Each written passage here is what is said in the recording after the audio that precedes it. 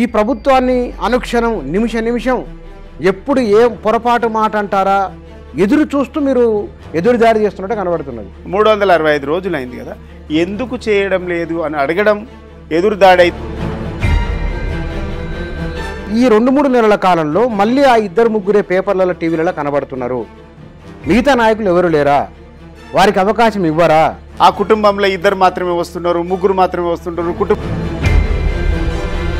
అంటే మీరు అవకాశం ఇవ్వండి, అవతల వాళ్ళు ఎట్లంటారు మిమ్మల్ని? ఉద్యమంలో పాల్గొని జైలుకి వెళ్ళి ఒక్కొక్కరి పైన 100కు పైన పదే పదే సీఎం గురించి మాట్లాడడం వలన ఆయన పట్ల సానుభూతి రావడానికి ఒక కారణమవుతున్న చర్చ కూడా ఉన్నది బయట.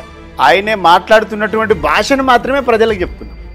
ముఖ్యమంత్రిగా ఉండాల్సినట్టు అంటే రేవంత్ రెడ్డి ఇష్యూ డైవర్ట్ చేస్తున్నాడు. 100%. ఏ ఇష్యూ డైవర్ట్ చేసి? ఏ ఇష్యూ అనే డైవర్ట్ చేశారు. 7,000 కోట్లు 5,000 కోట్లు అని, 15,000 మందికి ఉద్యోగాలు వస్తాయని, 5,000 మందికి ఉద్యోగాలు వస్తాయని ఇట్లా దుద్దుల శ్రీబాబు రోజు ప్రకటన కనబడుతున్నారు కదా, మీరే లేవని చెప్తున్నారు. ఇప్పుడు ఎక్కడున్నాయో కరెక్ట్ చూపిమని చెప్పండి. ఎక్కడున్నాయో చూపిస్తే వాటికి క్లారిటీ వస్తుంది. ఎక్కడెక్కడ పెట్టిండ్రు వీళ్ళు వచ్చినప్పుడు. ఇప్పటి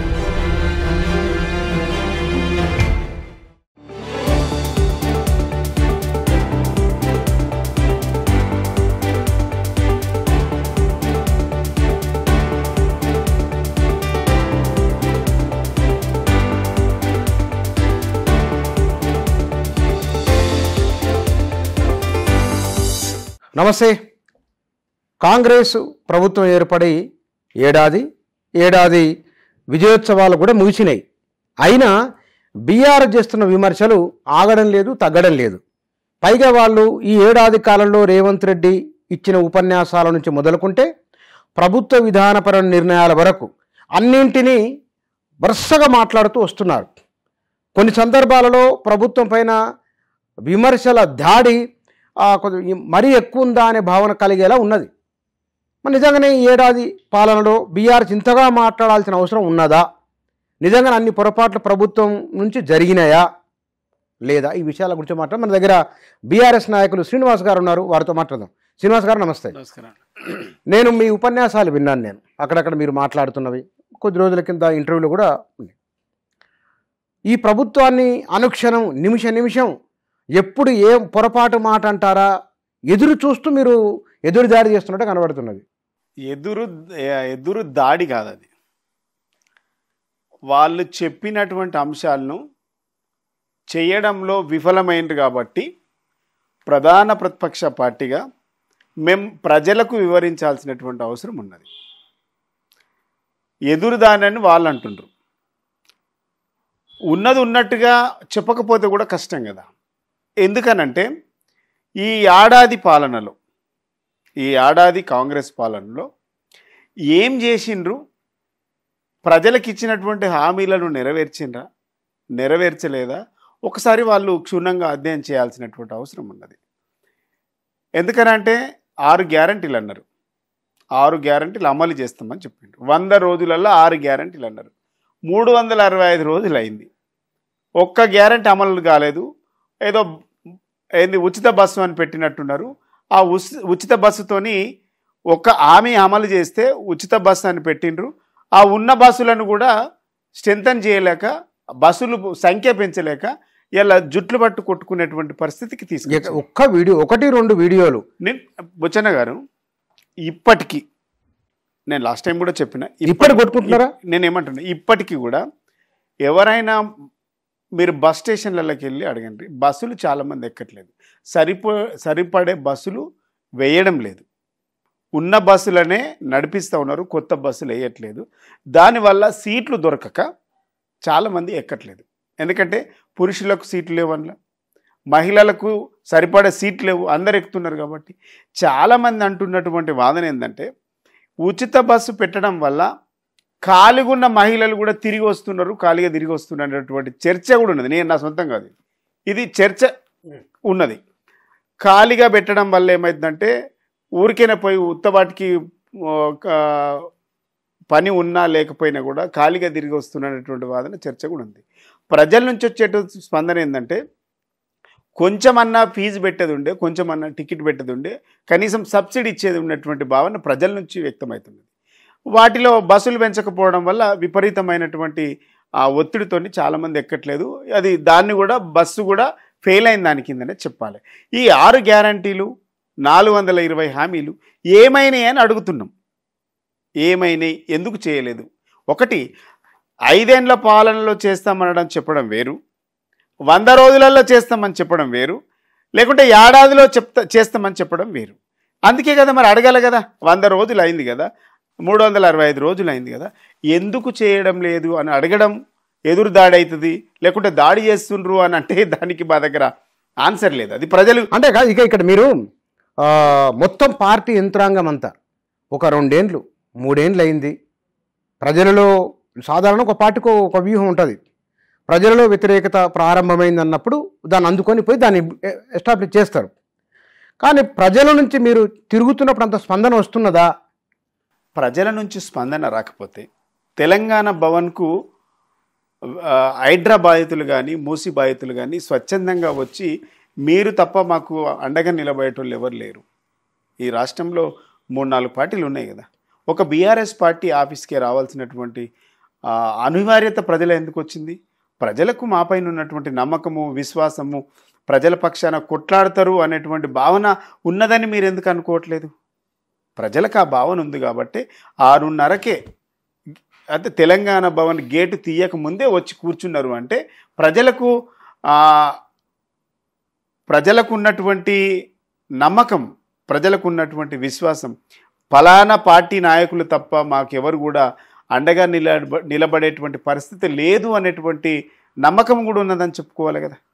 కానీ ఇక్కడ మీరు నమ్మకం సంగతి అట్లా ఉంచితే కనుక బీఆర్ఎస్ అధికారాన్ని కోల్పోయి ఏడాది, ఈ 2-3 నెలల కాలంలో మళ్ళీ ఆ 2-3 పేపర్లలో టీవీలలో కనబడుతున్నారు. మిగతా నాయకులు ఎవరు లేరా, వారికి అవకాశం ఇవ్వరా అని చర్చ విస్తృతంగా బయట జరుగుతున్నది. ఇప్పుడు ప్రజలు, పార్టీ, వీళ్ళందరూ కూడా పార్టీలో ఉన్నటువంటి ప్రతి లీడర్ కూడా ఇంపార్టెన్స్ ఉంటుంది. అయితే గమ్మత్ ఏముంటుందంటే కేటీఆర్ గారు అనగానే కేసీఆర్ కొడుకు కాబట్టి ఊకే మాట్లాడుతున్నటువంటి భావన ఉంటుంది. ఆయన కూడా ఉద్యమంలో ఉన్నాడు కదా. హరీష్ రావు గారు తన కుటుంబ సభ్యుడు కాబట్టి ఆయనే మాట్లాడుతున్నటువంటి భావన, ఇది సహజంగా చర్చ జరిగేటువంటి గదే కదా మీరు చెప్పదు. అవును, నేను చెప్పాలనుకున్నాను కాదు, బయట చర్చ జరుగుతుంది. అయితే నేనేమంటున్నానంటే వాళ్ళతో పాటు ఇలా నాలాంటి కూడా మీడియాలో రెగ్యులర్గా కనబడుతున్నామంటే ప్రియారిటీస్ ఉన్నట్టే కదా. అయితే వాళ్ళు తీసుకునేటువంటి విధానాన్ని బట్టే ఉన్నది. వార్త తీసుకోవడమైనా, ఐటమ్ తీసుకోవడమైనా, ప్రియారిటీ తీసుకోవడం. మీకు పార్టీలో నేను పార్టీలో విద్యార్థి విభాగం అధ్యక్షుడి నుంచి పార్టీ పాలిట్ బ్యూరో మెంబర్, ఈరోజు ఈ మీడియా స్పోక్స్ పర్సన్ వరకు నేను ఈ పార్టీలో. మరి ఎక్స్పోజర్ ఉందా? డెఫినెట్గా ఉంది కదా. ఉండకపోతే నేను గీడికి ఎందుకు వస్తుంది ఇప్పుడు? అంటే ఇది కొంతమంది ఉద్దేశపూర్వకంగా చేస్తున్నటువంటి ఒక కుట్ర. అంటే దీన్ని మళ్ళీ ముద్ర వేసేటువంటి ప్రక్రియ. ఆ కుటుంబంలో 2 మాత్రమే వస్తున్నారు, 3 మాత్రమే వస్తుంటారు, కుటుంబ పాలన ఉంది. ఎవరండి కుటుంబాలు? ఎవరికి? ఏ పార్టీలో లేదు? బీజేపీలో లేదా? కాంగ్రెస్లో లేదా? ఇలా రాహుల్ గాంధీ, ప్రియాంక గాంధీ వాళ్ళు మాట్లాడుతున్నది ఏంది? వాళ్ళే ఐటెం క్యారీ చేస్తుంటారు కదా. ఇట్లా ఇప్పుడు రేవంత్ రెడ్డి గారు చూడు, వాళ్ళ కుటుంబంలో వాళ్ళకి సంబంధం లేని అన్నదమ్ములకు కూడా వాళ్ళకి ప్రియారిటీ ఇస్తున్నారు కదా. ఎక్కడొచ్చారు బయటకు? ఇప్పుడు నేనేమంటున్నా, ఇప్పుడు కొడంగల్ నియోజకవర్గంలో తిరుపతి రెడ్డి అనేటువంటి తన సోదరుడు కలెక్టర్ పోయి ప్రోటోకాల్ లేకున్నా కూడా కలెక్టర్ వెళ్ళి ఆయనకు బొకే ఇచ్చి ఆయనను తీసుకొచ్చి లోపలికి కలెక్టరేట్కి తీసుకోవాల్సినటువంటి పరిస్థితి దాపురించిందంటే మరి ఆయనకి ఏ హోదా ఉంది? వార్డు మెంబరా, పార్లమెంటు మెంబరా, ఏది చెప్పు? ఏ విధంగా తీసుకుంటారు? ప్రోటోకాల్ ఎట్లుంటుంది చెప్పండి. అంటే ఇదంతా బట్టగాల్చి మీదేసి మమ్మల్ని బదనాం చేయడానికి కేసీఆర్ కుటుంబ సభ్యులు అంటే పడనటువంటి వ్యక్తులు సహజంగా ఉంటారు. అది ఆనవాయితీగా కొనసాగిస్తూనే మా మీద దాడి చేస్తూ ఉన్నారు. అంటే మీరు అవకాశం ఇవ్వండి, అవతల వాళ్ళు ఎట్లా అంటారు మిమ్మల్ని? అవకాశం ఏముంది ఇలా చెప్పండి. అవకాశం అంటే పార్టీకి పనిచేసి విధేయతగా ఉండడం తప్పంటారా? ఉద్యమంలో పాల్గొని జైలుకి వెళ్ళి ఒక్కొక్కరి పైన 100కు పైన కేసులు పెట్టుకొని నిర్బంధంగా ఉండి ఉద్యమంలో పనిచేయడమే పాపం అంటారా, శాపం అంటారా? వీళ్ళందరూ ఉద్యమంలో లేరా? కేసీఆర్ గారి కుటుంబ సభ్యులు ఉద్యమంలో లేరా? ఉద్యమం అయిపోయా 10 ఏళ్ళు అయింది, అధికారంలో 10 ఏళ్ళు ఉన్నారు.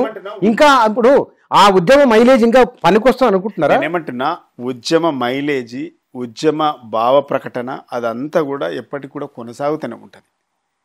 అదో చరిత్ర, ఉద్యమ స్ఫూర్తి, అదో చరిత్ర, ఉద్యమంలో అదో చరిత్ర 2014 ఉద్యమంలో ఉన్న చరిత్ర అది. ఆ చరిత్రనే ఇవాళ దాన్నే వారసత్వంగా ఉండాలి, ఇంకా ప్రజలు దాన్ని గుర్తుంచుకోవాలంటే అది సాధ్యమయ్యే పనేనా? నేనేమంటున్నా అంటే, ఉద్యమంలో ఉన్నటువంటి చాలా మంది వ్యక్తులు ఇలా రకరకాల పొజిషన్లు ఉన్నారు. ఉద్యమము అనేది వాళ్ళకు ఐడెంటిఫైది ఇచ్చింది. ఉద్యమం అనేది నాలాంటి వాళ్ళకు కూడా ఒక ఐడెంటిఫికేషన్ ఇచ్చింది కదా. దాన్ని కొనసాగించుకోవాలి కదా, ఆ స్టాండర్డ్ మీద నిలబడాలి కదా. కానీ పెరగకుండా పర్వాలేదు, దాన్ని అయితే నిలుపుకునేటువంటి ప్రయత్నం చేస్తారు కదా ఎవరైనా.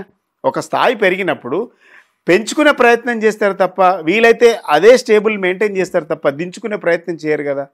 డెఫినెట్గా ఉద్యమంలో చాలామంది ఎక్స్పోజర్ వచ్చింది, చాలామంది విద్యార్థులకు ఎక్స్పోజర్ వచ్చింది. దానివల్ల విద్యార్థులు ఎమ్మెల్యేలు అయినరు, ఎంపీలు అయినరు, జర్నలిస్టులు అయినరు, ఉద్యోగస్తుల నుంచి ఎమ్మెల్యే అయినరు, మంత్రి అయినరు, కార్పొరేషన్ చైర్మన్లు అయినరు. వాటిని ఎట్లా పోగొట్టుకుంటారు? కానీ ఇంకొకటి బయట ఈ ఏడాది కాలంలో జరిగిన ఇంకొక పరిణామం, ఎన్నికలకు ముందు బీఆర్ఎస్ నాయకులను విమర్శించి ప్రజల్లో ఒక తన గురించి ఆలోచించేలా రేవంత్ రెడ్డి చేసుకోగలిగిందని, ఇప్పుడు అధికారంలోకి వచ్చిన తర్వాత మళ్ళీ ఆ 2, 3, 4 పదే సీఎం గురించి మాట్లాడడం వలన ఆయన పట్ల సానుభూతి రావడానికి ఒక కారణమవుతున్న చర్చ కూడా ఉన్నది బయట. మేము తన గురించి ఏం మాట్లాడలేదు, ఎందుకంటే ఆయనే మాట్లాడుతున్నటువంటి భాషను మాత్రమే ప్రజలకు చెప్తున్నాం. ముఖ్యమంత్రిగా ఉండాల్సినటువంటి వ్యక్తి యొక్క భాష, వ్యవహార శైలి తన స్థాయికి తగింది కాదని ఇంటలెక్చువల్స్ అంటుండ్రు, మీడియాలో ఉన్నటువంటి వ్యక్తులు అంటుండ్రు, జనరల్గా పొలిటీషియన్స్ అంటుండ్రు, చాలామంది సామాజికవేత్తలు, ఉద్యమకారులు అందరూ కూడా మాట్లాడుకున్నటువంటి మాటలే అవి. మేము పర్సనల్గా ఆయన మీద ఏం అటాక్ చేయట్లేదు. ముఖ్యమంత్రిగా ఉన్నటువంటి వ్యక్తులు మాట్లాడినటువంటి భాష 10 మందికి మనకు ఒక ఎగ్జాంపుల్గా, ఒక మోడల్గా ఉండాలి. ఇప్పుడు మీరు మాట్లాడుకున్నటువంటి భాష, కిందవాడు మాట్లాడుతున్నటువంటి వాడి భాష మనం వాడినామనుకో, మనలా 100 మంది 1000 మంది చూస్తుంటారు. అరే మనం ఒక మీడియాలో మాట్లాడుతున్నామంటే చాలామంది నేను గమనిస్తుంటారు కదా. నువ్వు ఒక గ్రామీణ ప్రాంతంలో ఉండేటువంటి, లేకుంటే అన్ఎడ్యుకేటెడ్గా ఉండేటువంటి వ్యక్తులు, లేకుంటే ఏదో వ్యవసాయ కూలి పని చేసుకున్నటువంటి వ్యక్తులు మాట్లాడుకున్నట్టే మన మీడియాలో కానివ్వండి, మీటింగ్లలో కానివ్వండి మాట్లాడుకుంటే దానికి సభ్యత, సంస్కారం ఎక్కడుంటుంది చెప్పండి? ఈ సమాజానికి సభ్యత, సంస్కారం ఎక్కడి నుంచి వస్తుంది? గొప్ప వ్యక్తులు మాట్లాడేటువంటి మాటల వల్ల వస్తుంది కదా. ముఖ్యమంత్రి అనేది ఈ రాష్ట్రానికి ఒక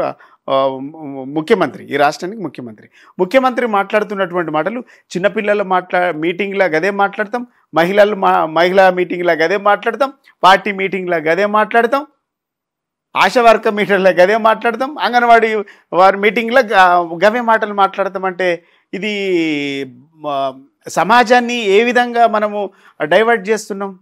ఏమిస్తున్నాం సమాజానికి సందేశం?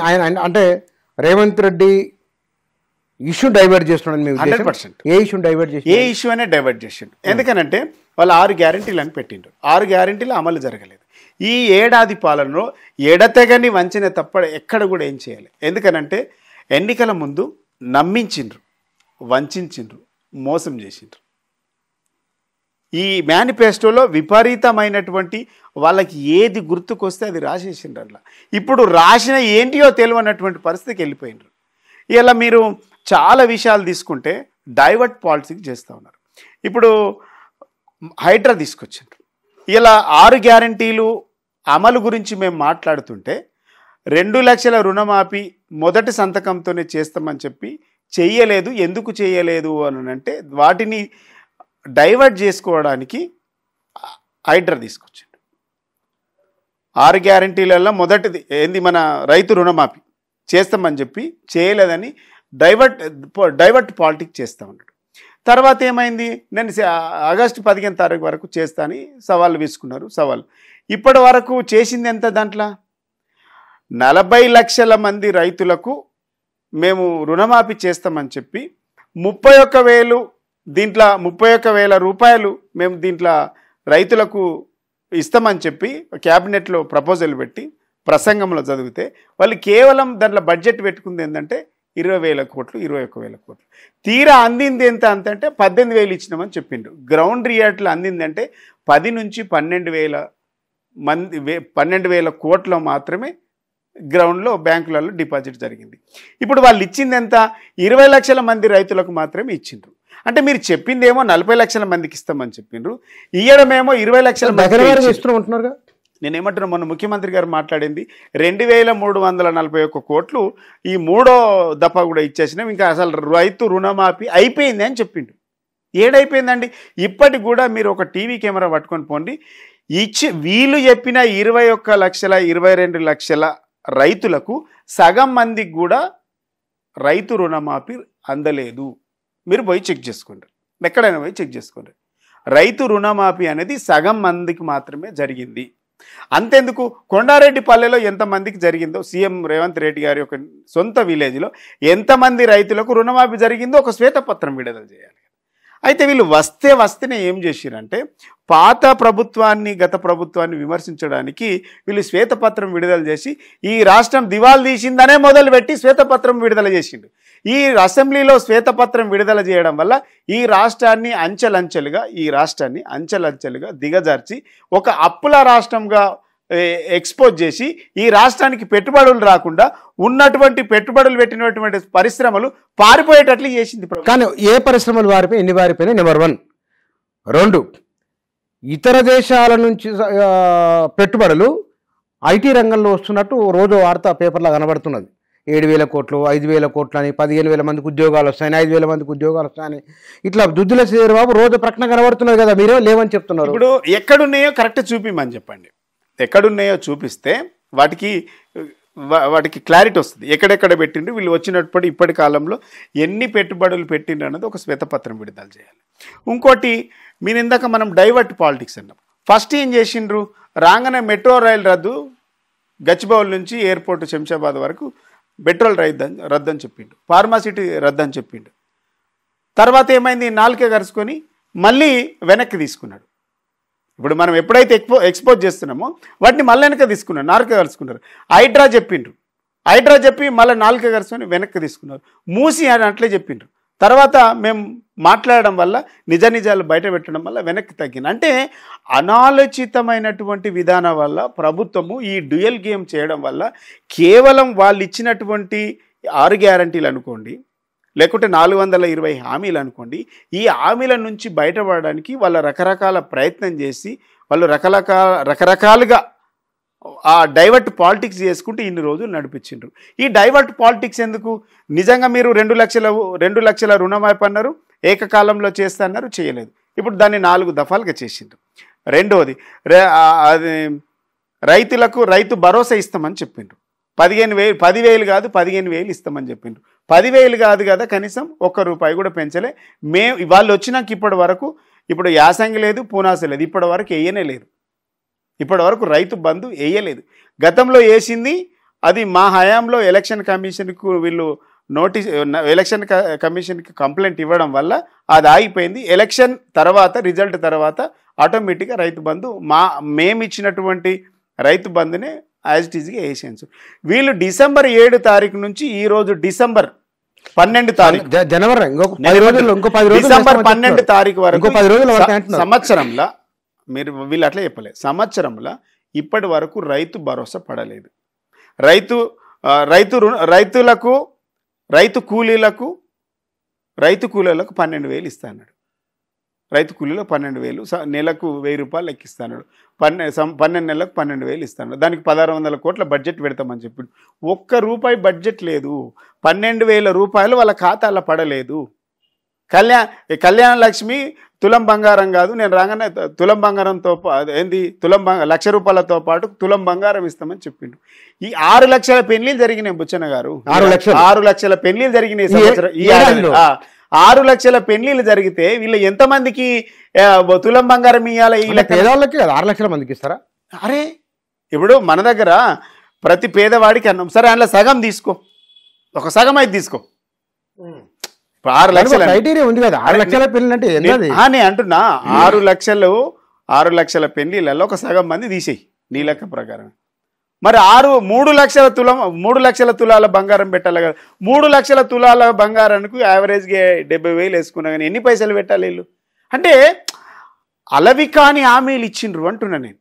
2,000 రూపాయలు 2,000 రూపాయలు కాదు పెద్దమ్మ, నేను రాగానే 4,000 రూపాయల పింఛన్ ఇస్తా తెల్లారే.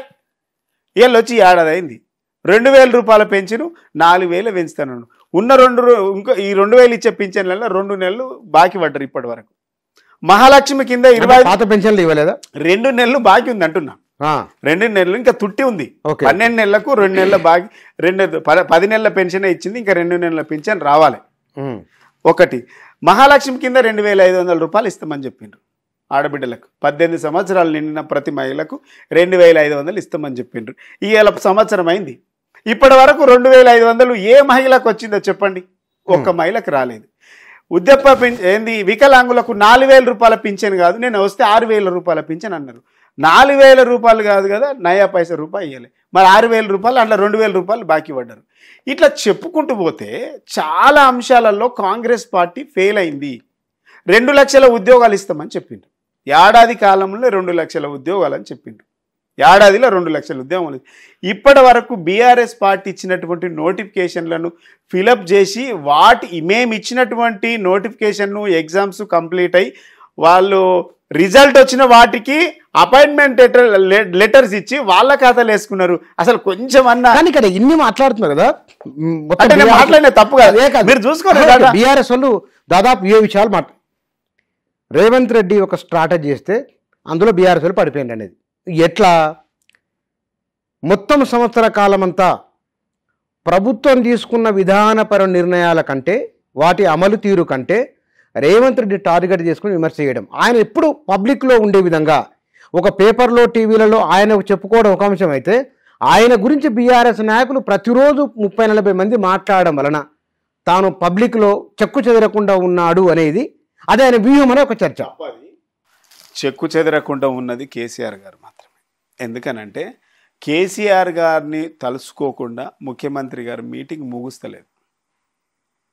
ఓహో, మీరు ఇట్లా చెప్తారా? అంతే కదా. కేసీఆర్ గారిని తలుసుకోకుండా, కేసీఆర్ గారిని ముచ్చట తీయకుండా, కేసీఆర్ గారిని తిట్టకుండా ఆయన మీటింగు, ఆయన రివ్యూ లేదు. అంటే ఆయన లైవ్లో ఏం ఉంచుతున్నాడు? డెఫినెట్గా కదా. కేసీఆర్ గారి మీద ఇష్టం వచ్చినట్టు మాట్లాడడం వల్ల మాత్రమే మేము మాట్లాడుతున్నాం. వాస్తవంగా మేము ఒక ఏడాది కాలం పాటు మాట్లాడొద్దు అని అనుకున్నాము. ముఖ్యమంత్రి గారి మాటల విధానం వల్లనే మా నాయకులు మేమందరం కూడా స్పందించాల్సి వచ్చింది. ఇలాంటి అనాలోచితమైనటువంటి ప్రకటనలు కానివ్వండి, లేకుంటే అసభ్యజాలంతో ఉన్నటువంటి పదాలతో మాట్లాడుతున్నటువంటి మాటలు కానీ, వాళ్ళు ప్రకటించినటువంటి హామీలు నెరవేర్చడంలో ఫెయిల్ అయింది కాబట్టి, అనాలోచితమైనటువంటి పనులు చేస్తున్నారు కాబట్టి, హైడ్రా కావచ్చు, మెట్రోగా అదేంది మూసీ నది కావచ్చు, లగచెర్ల కావచ్చు, విద్యార్థుల విషాహారం దీన్ని 53 మంది విద్యార్థులు చనిపోవడం కావచ్చు, ఇవన్నీ వాళ్ళు ఏమన్నారండి? భావ ప్రకటన స్వేచ్ఛగా ఉంటుంది, నిరసన తెలుపుకున్నటువంటి స్వేచ్ఛ ఉంటుంది. సోనియా గాంధీ 6 గ్యారెంటీలు పెడితే నేను 7వ గ్యారెంటీగా మాట్లాడుకునే స్వేచ్ఛను నేను ఇక్కడ ఉంచుతా అని చెప్పిండు. ఉన్నదా మరి? నేను మాట్లాడుతున్నారుగా. ఇప్పుడు ఏమైంది? ఈ 7 గ్యారంటీలో నేను 7వ గ్యారంటీ నేను ఖచ్చితంగా మాట్లాడుకునేటువంటి స్వేచ్ఛ, నిరసన తెలిపేటువంటి స్వేచ్ఛ ఇస్తానని చెప్పిండు. ఇచ్చిండా మరి? ఇచ్చిండా? మీరు ఏమైనా రాగానే ప్రజా దర్బార్ అని పెట్టిండ్రు. ప్రజా దర్బార్ అని పెట్టి ఒకటే రోజు వచ్చిండు ముఖ్యమంత్రి. ప్రజా దర్బార్లో ఒకటే రోజు వచ్చిండు. కనీసం తెల్లారి నుంచి 2 సార్లు ఏమో మంత్రులు పోయిండ్రు. ఈ రోజుకు 12 నెలలు గడిచింది కదా. 12 నెలలల్లా మంత్రులు కాదు కదా, సెక్రటరీలు పోయినటువంటి దుస్థితి వచ్చింది. ఇలా నిరసన తెలిపేటువంటి స్వేచ్ఛను హరించిండ్రు, ప్రజాస్వామ్యాన్ని కూని చేసిండ్రు. ప్రజాస్వామ్యాన్ని కాపాడుతా ప్రజాస్వామ్యంగా 7వ గ్యారంటీగా ఇస్తా అని చెప్పిండు. ప్రజాస్వామ్యమే కూని అయిపోయింది ఈ రాష్ట్రంలో. మాట్లాడితే నిర్బంధన, మాట్లాడితే ఇలా మా మీద కదా. ఎక్కడికి పోతే అక్కడ అరెస్టులు, నిరసన తెలిపే స్వేచ్ఛ లేదు, మాట్లాడే స్వేచ్ఛ లేదు. లగచర్లకు పోతే కనీసం పౌర హక్కుల నేతలను కూడా లగచర్లలో మీరు ప్రొవొకేషన్ చేసి దాడి చేయించనేది వాళ్ళు అనేది కదా. ఎవరెందుకు చేస్తారు? మేము చెప్తే మీరు పార్టీ నాయకులు ఏమంటున్నా, మేము చేస్తే ప్రొవొకేషన్ అయిందంటే మీ ప్రభుత్వం ఫెయిల్ అయింది అన్నట్టు లెక్క. అంటే మీరు మా ఉచ్చులో పడ్డారు అన్నట్టు లెక్క.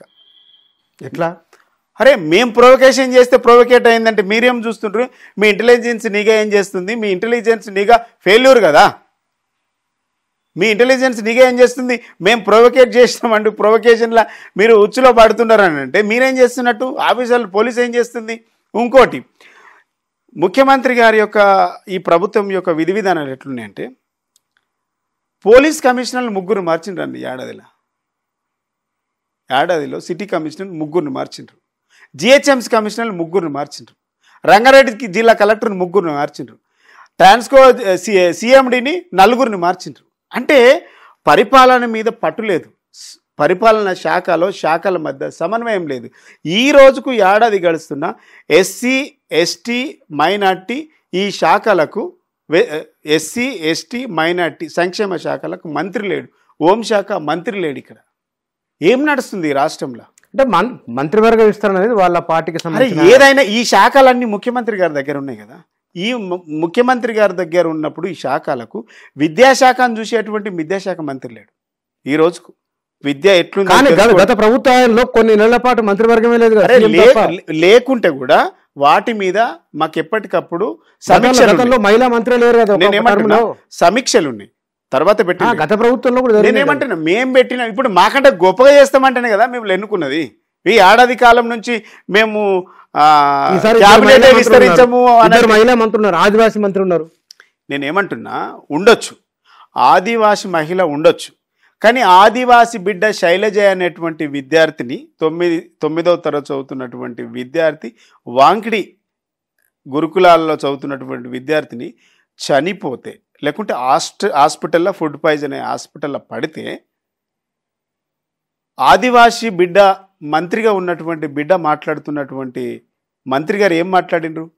కారపప్పాలు తినడం వల్ల ఫుడ్ పాయిజన్ అయిందని చెప్పిండ్రు. ఎంత అవమానకరమైన మాట్లాడింది. దాంట్లో ఏంటంటే నేనేమంటున్నా, గురుకులాల్లో టార్గెట్ చేస్తున్నా బాధాకరమైంది, చాలా వేదన. అది కదా జరగకూడదు.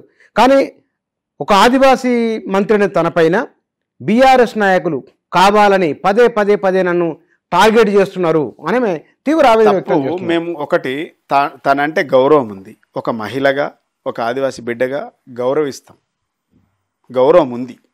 కానీ తను కూడా మాట్లాడాల్సినటువంటి మాటలు బాధ్యతాయుతమైనటువంటి శాఖలో ఉన్నారు కాబట్టి, మంత్రిగా ఉన్నారు కాబట్టి బాధ్యతాయుతంగా ఉండాలని మాత్రం మేము ప్రతిపాదిస్తున్నాం, కోరుకుంటున్నాం. అంతకుమించి ఏం లేదు. ఆదివాసీ బిడ్డ చనిపోతే ఒక ఆదివాసీ బిడ్డ మంత్రిగా ఉన్నప్పుడు ఆ కుటుంబానికి, ఆ వర్గాలకు భరోసానివ్వాలి, ఆ వర్గాలకు కొండంత ధైర్యం ఇవ్వాలి. ఎస్, ఆ బిడ్డలను మేము కాపాడుకుంటాం, ప్రభుత్వం ఎంత ఖర్చు అయినా సరే భరిస్తాం, కాపాడుకుంటాం అనేటువంటి భరోసాను ఇవ్వాల్సింది పోయి ఫుడ్ పాయిజను, కారపప్పాలు తినడం వల్ల జరిగింది, లేదంటే విద్యార్థులు కురుకురేలు తినడం వల్ల జరిగిందని చెప్పడం చాలా హాస్యాస్పదం, బాధాకరమైనటువంటి సంఘటనలు కదా. అవును, బాధ కలిగించి అందులో ఇప్పుడు ప్రభుత్వం కూడా స్పందించింది. వాళ్లకు సోప్ అండ్ డాన్స్ బిల్స్ డబ్బులు పెంచడం, తర్వాత మెచ్చార్జీలు కూడా పెంచుతామని చెప్పడం, ఇదంతా ఒకటి జరుగుతున్నది. రేవంత్ రెడ్డి విషయానికి వస్తే కనుక ఇవాళ మంత్రులు స్వేచ్ఛగా ఉన్నారు. ఏడాది పాలనా కాలంలో ఇంతకుముందు ఏం మాట్లాడినా ముఖ్యమంత్రి ఒక్కరే మాట్లాడేవారు, కానీ వాళ్ళ మంత్రులంతా ఫ్రీగా మాట్లాడుతున్నది కూడా ఒకటి ఉంది. ఫ్రీగా మాట్లాడుతున్నామని వీళ్ళు అనుకుంటున్నారు, కానీ ఫ్రీగా పని చేయాలి కదా. ఏది పడితే అదే మాట్లాడుతుండ్రు కదా. నాలుకలు కోస్తాం, తలకాయలు తీస్తాం, లావుల తొండలు దొరగొడతాం, ఈపులు విమానాలై మోగించాలి, అదే కదా. మానవ బాంబులై పేల్తాం, అరే కేసీఆర్ ఎక్కడున్నావు, మూసి నదిలో ముంచుతాం, నేను చంపుతాం. మంత్రులా వీళ్ళు మాట్లాడే భాష? ఈ భాషను చూసి పిల్లలు చెడిపోతారు సార్.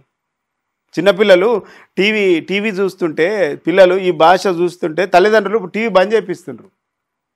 ఈ భాష, ఈ మంత్రులు వీళ్ళు మాట్లాడుతుంటే మాట్లాడుతున్నటువంటి భాషను చూసి పిల్లలు చెడిపోగలరు అనేసి బంద్ చేస్తుండ్రు, టీవీలు బంద్ చేస్తుండ్రు. ముఖ్యమంత్రి మాట్లాడితే అసెంబ్లీలో ఎమ్మెల్యే మాట్లాడిండు, ఎమ్మెల్యేలు మాట్లాడితే బయట ఎమ్మెల్యేలు కూడా గట్లే మాట్లాడుతుండ్రు. మనం అధికారిక భాషగా దీన్ని ప్రకటించాల్సి వస్తుందా ఏంది? ఏంది ఈ దుర్భాషలాట? ఇది ఏంది ఏంది గ్రామీణ భాష అధికారిక భాషగా ప్రకటించాలనా? బూతుల భాష. ఈ తెలంగాణ లాస్ట్కి ఏమైందంటే ఇది బూతుల రాష్ట్రంగా మారిపోయేటువంటి పరిస్థితి. ఎవడు పడతా నోటికి వచ్చినట్టు మాట్లాడు.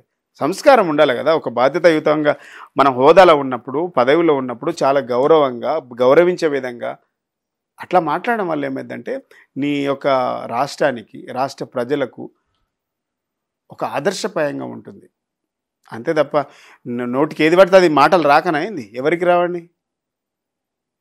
ఎవరికి రావు మాటలు. అంటే మీరేం తక్కువ మాట్లాడలేదు కదా, బూతులు లేకపోవచ్చు. కానీ నేను ఏమంటున్నా, ఇప్పుడు ఎట్లుంటుంది బుచ్చన్న గారు, ఒక మనిషి మారనప్పుడు, మనిషి విధానంలో మార్పు రానప్పుడు మనం వాళ్ళ లైన్లోనే పోవాలనిపిస్తుంది. నీకు చెప్పినాం, నువ్వు మారలేదనుకో, నీ లైన్లోనే పోయి పని చేసుకోవాలి కదా. మరి గట్లే ఉంటుంది. అంటే ఇప్పుడు వాస్తవంగా మేము 10 సంవత్సరాలు చూసినాం, మేము ఎప్పుడు కూడా అట్లా మాట్లాడలే కదా. అయితే ఇక్కడ అవును, మేము ఎప్పుడు కూడా కేటీఆర్ గారు కానీ, హరీష్ రావు గారు కానీ ఎప్పుడు కూడా మేము అట్లాంటి వల్గేరి భాష మాట్లాడలేదు. కానీ ఇలా ముఖ్యమంత్రి గారు మాట్లాడుతున్నటువంటి భాషకు అనుగుణంగా మా వాళ్ళు మాట్లాడేటువంటి దుస్థితి తీసుకొచ్చిండు. అరే మనం మాట్లాడితే ఇట్లా సాఫ్ట్ మాట్లాడితే కుదరలేదు, అట్లే మాట్లాడదు, కుక్క కాటుకు చెప్పు దెబ్బ. కానీ ఈ తెలంగాణ తల్లి విగ్రహం మార్పు విషయంలో ప్రజల నుంచి వ్యక్తమైన అభిప్రాయం ఏమిటో తెలుసా మీకు? వీరు చేయాల్సిన ఈ విగ్రహాల మార్పు, టిఎస్ నుంచి టీజీ, ఈ రాష్ట్రంలో లోగో నుంచి మన రాష్ట్ర చిహ్నాలను, చార్మినార్ను, కాకతీయ కళాతోరణం తీసివేయడం కోరుకోలేదండి ప్రజలు. తెలంగాణ విగ్రహం, తెలంగాణ తల్లి విగ్రహం అనేది ఈ తెలంగాణ జై తెలంగాణ వీళ్ళ అనన్నాడు వేల మందిలా ఊరేగింపుగా తీసుకుపోయి తెలంగాణ తల్లి ప్రతిష్ఠించుకున్నాం, విగ్రహాన్ని ఏర్పాటు చేసుకున్నాం. ఆనాడు రాని ఇబ్బందులు ఈరోజు ఎందుకు వచ్చినాయి? ఇలా మార్చాల్సినటువంటి అవసరం ఎందుకు వచ్చింది?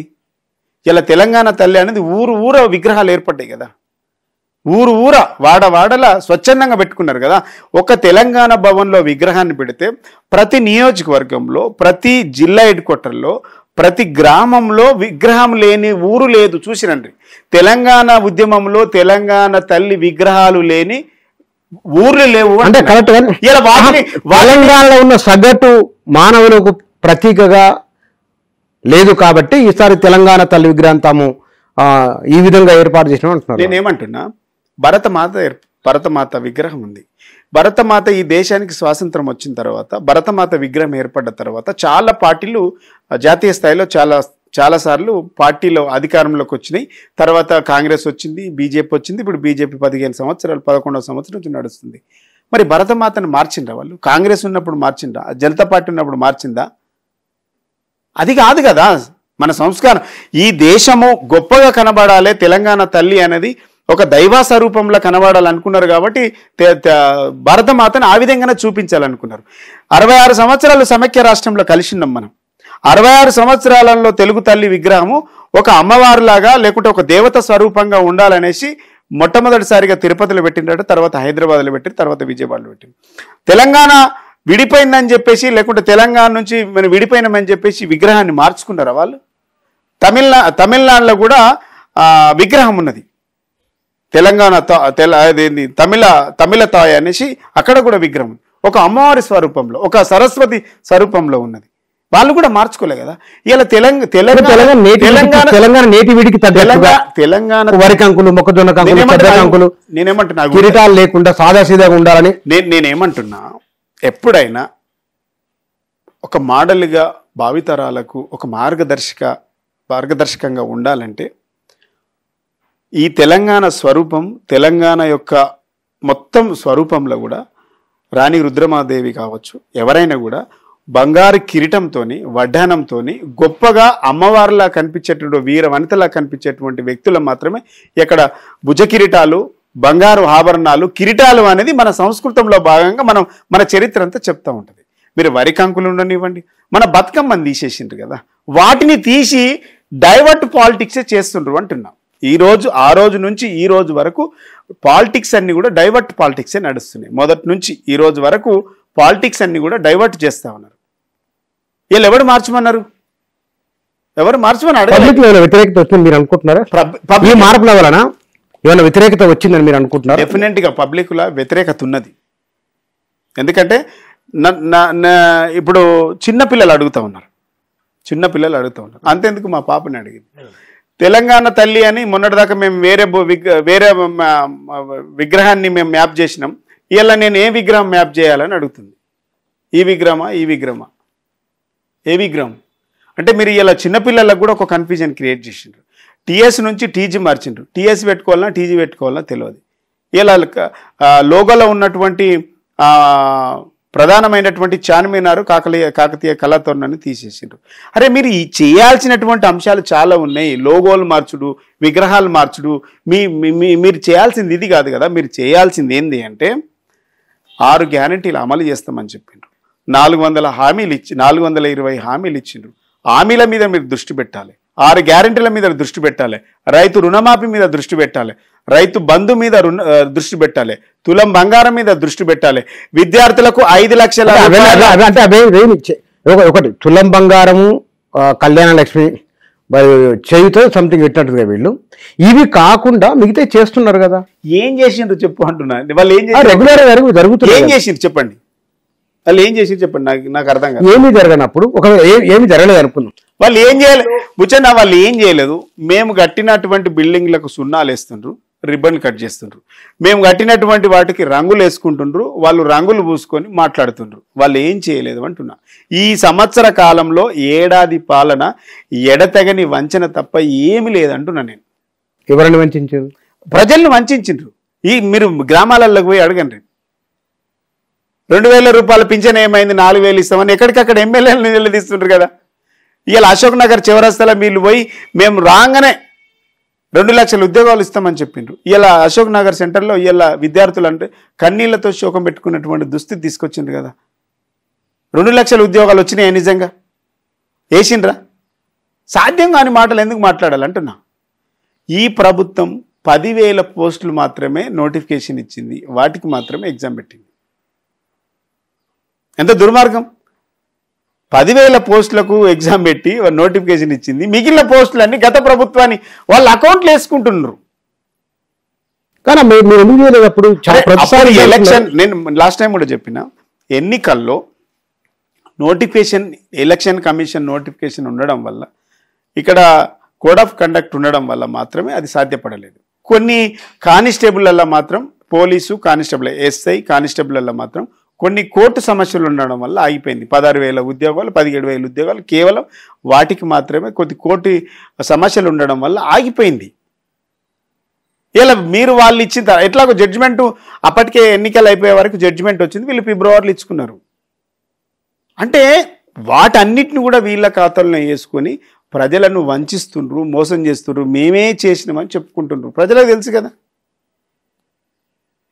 కానీ ఎంత చేసినా సరే రేవంత్ రెడ్డి ఒక వ్యూహం ప్రకారం ముందుకెళుతూ తన పాపులారిటీకి భంగం కాకుండా సంక్రాంతిలోపు రైతు భరోసా ఇస్తే కనుక రైతులు అక్కడక్కడ ఉన్న వ్యతిరేకత కూడా పోతుంది. కాబట్టి తన మైలేజ్ ఇంకా పెరుగుతుంది తప్ప తగ్గదు అనే భావన కాంగ్రెస్ శ్రేణుల్లో ఉంది. ఇగో వాళ్ళకి 5 సంవత్సరాలు ప్రజలు అవకాశం ఇచ్చిండ్రు, అధికారం ఇచ్చిండ్రు. వాళ్ళు ఆ పని చేయాలి. ఏవైతే హామీలు ఇచ్చారో వాటి మీద దృష్టి పెట్టాలి తప్ప ప్రజలు అడగని వాటిని, ప్రయారిటీ లేని వాటిని మీరు డైవర్ట్ చేసుకుంటూ పోతే ఖచ్చితంగా మాట్లాడతాం. ప్రజల పక్షాన్ని నిలబడతాం, ప్రజల పక్షాన మాట్లాడతాం. మీకు పాపులారిటీ వస్తుంది అని అంటే మాకేమన్నా ఈర్షనా? ప్రజలను నష్టం చేయొద్దు, ఈ ప్రాంతాన్ని దెబ్బతీయద్దు, ఈ ప్రాంతం వెనుకబాటుతనానికి గురి చేయొద్దు, ఇలా ఈ ప్రాంతం నవ్వుల పాలు కావద్దు, ఈ ప్రాంతం అభివృద్ధిలో ముందుకెళ్ళాలని కోరుకున్నట్టున్నాం కదా. మీరు మీ మధ్యలో మీకు సమన్వయం లేక, మంత్రులకు ప్రభుత్వానికి సమన్వయం లేక, ఢిల్లీ నుంచి సమన్వయం లేదని మీకు ఇమ్మీడియట్ చెప్తారు. వాళ్ళు చెప్పాలి కదా, మనం లేదు సమన్వయం, మంత్రి అయినా బయటకు వచ్చి మాట్లాడాలి. సమన్వయం ఉంటే ఒక కమిషనరేట్కు 3 సార్లు కమిషనర్లు మారారు, ఒక జిల్లాకు 3 కలెక్టర్లు మారారు, ఒక సిఎండి పోస్టుకు 4 ఆఫీసర్లు రారండి. సమన్వయం ఉంటే ఈ నిమిషానికి సమన్వయం లేదు. శాఖల మధ్య అధికారుల మధ్య మీకు సమన్వయం ఉంటే 1000కి పైగా విద్యార్థులు అస్వస్థతకు గురై హాస్పిటల్లో విషాహారం తిని విద్యార్థులు హాస్పిటల్ పాలై అనారోగ్యం పాలైతే ఒక్క మంత్రి మాట్లాడలే, ఒక్క మంత్రి పరామర్శ లేదు, ముఖ్యమంత్రి పరామర్శ లేదు, సమీక్ష లేదు, అధికారులపైన చర్యలు లేవు. బాధ అనిపిస్తుంది కదా. మీ దగ్గర మీకు సమీక్షలు లేవు, మీకు సమన్వయం లేదు, సమస్యను పరిష్కారం చేసేటువంటి తీరిక లేదు. మీకు 53 మంది విద్యార్థులు చనిపోయినారు. ఏం చేసింది ప్రభుత్వం? ఒక పక్కనేమో మీరు లిక్కర్ అమ్మండి, లిక్కర్ అమ్మకపోతే మీకు నోటీసులు ఇస్తామని 30 మళ్ళీ లిక్కర్ అమ్మమని మీరు నోట్ చేసుకోండి 39 ఎక్సైజ్ శాఖ సిఐలకు మెమోలు ఇచ్చింది. మందు ఎక్కువ అమ్మకపోతే మందు అమ్మనందుకు 39 ఎక్సైజ్ ఇన్స్పెక్టర్లకు మెమోలు ఇచ్చినటువంటి చరిత్ర ఈ ప్రభుత్వాన్ని. మీరు నోట్ చేసుకొని చెక్ చేసుకోండి. అంటే మీ దృష్టి ఏముంది? మందు ఎక్కువ అమ్మాలి, విద్యార్థులను చంపాలి. మందు దాగియమంటుండ్రు. ఎవరిని దాగియాలి? టీఆర్ఎస్ కాదు. ఇలా మాకంటే బడ్జెట్ మీరు మందుకు ఎక్కువ పెట్టుకున్నారు. 10,000 కోట్లు అదనంగా మీరు బడ్జెట్ పెంచుకున్నారు మందుకు. ఒకటి మందు. ఇంకోటి తెలుసా బుచ్చన్న గారు, మందు అమ్ముడు పోతలేదు. ఎందుకు పోతలేదు అంటే రియల్ ఎస్టేట్ కుదేలైంది. మొత్తం ఇది రియల్ ఎస్టేట్ రంగం అంతా కూడా కుబేలై కూర్చున్నది. ఎందుకంటే అమ్మకాలు లేవు, కొనుగోలు లేవు. మార్కెట్లో డబ్బు ఎక్కడ ఉంటుంది అంటే బిజినెస్ బాగా నడిచినప్పుడే డబ్బు ఉంటుంది. డబ్బు ఉన్నప్పుడే, డబ్బు చేతులు ఉన్నప్పుడు మాత్రమే వాడు పోయి తాగగలుగుతాడు, ఖర్చు పెట్టగలుగుతాడు, తినగలుగుతాడు. ఇలా మీరు గతం కంటే 5-6 వేల కోట్లు మీకు నష్టానికి జరుగుతుందని మీరు ఇంకెక్కువ 10,000 కోట్లు దీంట్లో అదనంగా రావాలనేసి 39 సిఐలను మీకు మెమోలు ఇచ్చిండ్రు. మీ దృష్టి ఏడుంది? 53 మంది చచ్చిపోతే విద్యార్థుల చావుల మీద లేదు. 1000 మంది విద్యార్థులు అనారోగ్యం పాలై హాస్పిటల్లో పడితే రివ్యూ లేదు. విద్యాశాఖ మంత్రి లేడు, హోంశాఖ మంత్రి లేడు. ఇక్కడ పొద్దున్న లేస్తే అరాచకాలు, పొద్దున్న లేస్తే ఆత్మహత్యలు, పొద్దున్న లేస్తే అత్యాచారాలు మహిళల మీద, విద్యార్థుల పైన, ట్రైబల్స్ పైన, ఎస్సీ ఎస్టీ బీసీ మైనార్టీల పైన నీకు అత్యాచారాలు జరిగితే కనీసం స్పందన లేదు. హోంశాఖ లా అండ్ ఆర్డర్ కంట్రోల్ తప్పిపోయింది. ఇలా డ్రగ్స్ విపరీతంగా అమ్ముతా ఉంది. ఏడాదిలో కాంగ్రెస్ అంటే ప్రభుత్వంగా మొత్తం రేవంత్ రెడ్డి పనితీరు ఎట్లా ఉంది సమీక్ష చేయమంటే కనుక మీరు 1-2 మాటల్లో చెప్పాలంటే ఏం చెప్తారు? ఏడాది పాలన చూస్తుంది ఏమున్నది గర్వకారణం. కాంగ్రెస్ పాలన సమస్తం ప్రజాపీడన, పారాయణత్వం. అంతకు మించింది వీళ్ళు చేసింది ఏం లేదు. Okay, thank you. ఏడాది కాంగ్రెస్ పాలన ఎట్లా ఉందనే దానిపైన ఏడాది కాలంలో ప్రభుత్వ నిర్ణయాలు, రాజకీయంగా బీఆర్ఎస్ కాంగ్రెస్ మధ్య మాటలు, ఎందుకు, ఏమిటి, ఎట్లా జరుగుతున్నాయి ఇత్యాది అంశాలకు సంబంధించి వారి అభిప్రాయం ఇది. Thank you.